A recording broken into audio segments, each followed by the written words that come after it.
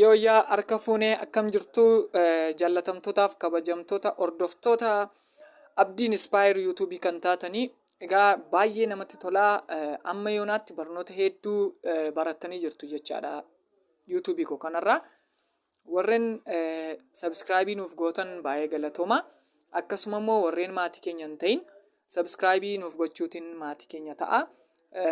Linkii kunoo yuutuubii keenya kana tuquutiin maatii keenya ta'uu dandeessu.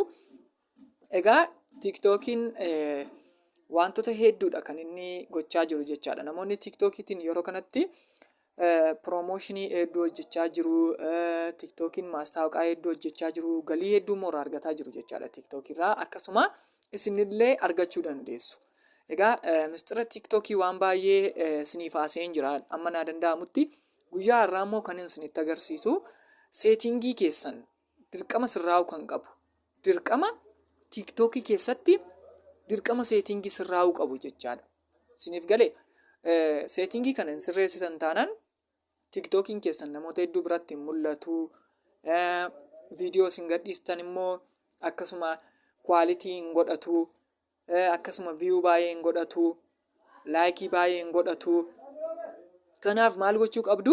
Warroota nama isinitti agarsiisu kana seeraan na hordofuu qabdu jechaadha.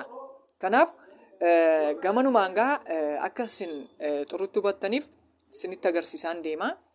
Addana seetingiin kan nama seensistu ni jirti jechaadha. Argaa jirtu kunoo addana kan iddoon isinitti agarsiisaa jiru kana cuqaastanii seentu jechaadha. Yeroo tokko cuqaastu addanatti setting and privacy ishee jettu kana keessa seentu jechaadha. Setting and privacy kan jettu kana seentanii cuqaastu yeroo tokko.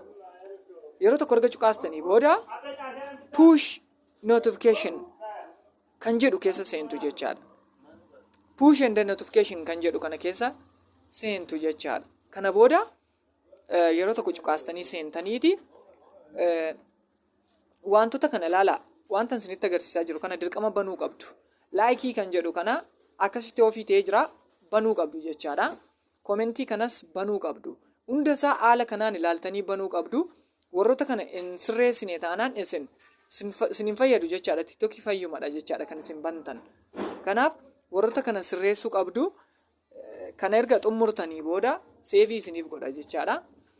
Kana booda gara dudubaatti deebitanii wanti hafe amma waan tokko qofaadha jechaadha. Innis privacy kan jettu kana keessa seentanii profile view cornerii dhumaarra kan jiru kana profile view kan jettu kana banuu qabdu jechaadha. Lammanshee post view fi profile view lammansaa banuu qabdu. Kun cufaadha taanaan xiqimii isiniif hin qabu jechaadha. Bu'aan argattan wanti isin gadhiistanii hin ka'u jechaadha viewunsaa. Kanaaf kanas hin bantu. So warroota kana lamaan bantanii egaa akka waan baay'ee irraa barattan abdii guddaan qaba. Viidiyoo taanu keessattis viidiyoo bareedaa qabadheen isiniif dhiyaadha. Laayikii, sabskraayibii nuuf godhaa. Galatoomaa, turtii gaarii.